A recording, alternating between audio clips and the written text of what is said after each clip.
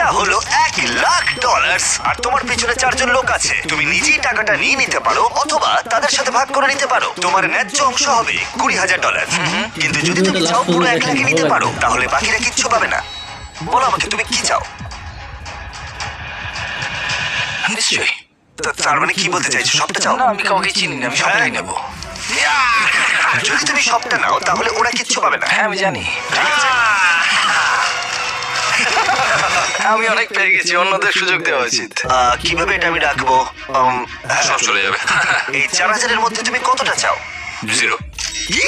মাত্র $4,000 বাকি আছে দেখে তোমার কেমন লাগছে? মানে মানুষটা সত্যি খুব লোভী।